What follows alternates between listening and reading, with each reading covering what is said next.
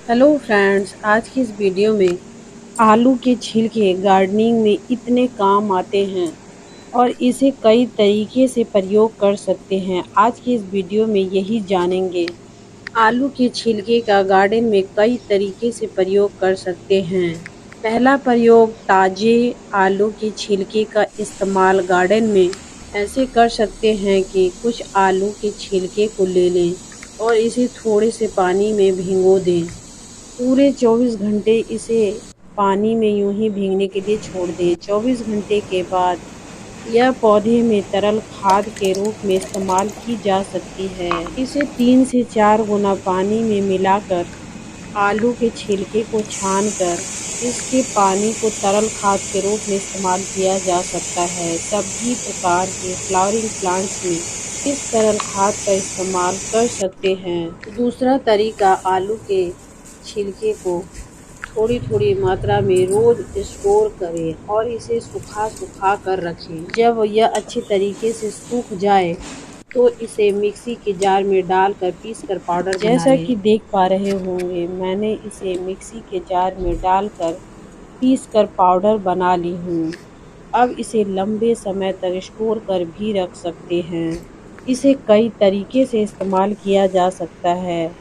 थोड़े से पानी में 1 चम्मच सूखे आलू के छिलके के पाउडर को लेकर घोल लें और अपने सभी प्रकार के पौधे, खास करके फूल वाले पौधे में तो यह बहुत ही काम करते हैं। पहला तरीका, तरल खाद के रूप में इस्तेमाल कर लें। दूसरा तरीका, इसे सूखे पाउडर को यूं ही गमले की मिट्टी में छिड़क दें और पानी डाल दें। धीरे धीरे डिकम्पोस्ट होकर पौधे को पोषक तत्व प्रदान करती रहेगी।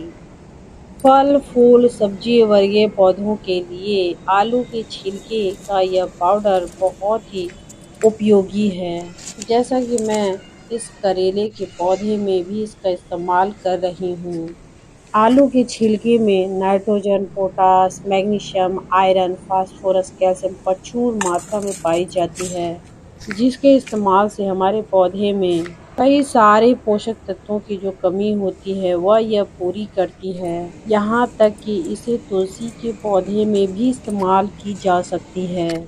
इसके इस्तेमाल से हमारे पौधे की जड़ें बहुत तेज़ी से विकसित होती है और पौधे को अच्छी मात्रा में पोषक तत्व मिलती रहती है।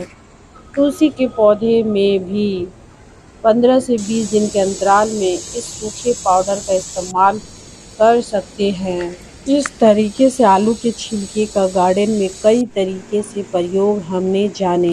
पहला तरीका, आलू के फ्रेश छिलके को पानी में भिगोकर तरल खाद के रूप में इस्तेमाल कर सकते हैं। दूसरा प्रयोग, इसे सुखाकर पाउडर बनाकर स्टोर कर रखें। जब ज़रूरत हो तब इसकी थोड़ी सी मात्रा लेकर पानी में घोल दें और गमले की मिट्टी में मिला दें, या तो सूखे पाउडर ही इस्तेमाल गमले की मिट्टी में कर सकते हैं। आज के वीडियो में इतना ही। धन्यवाद।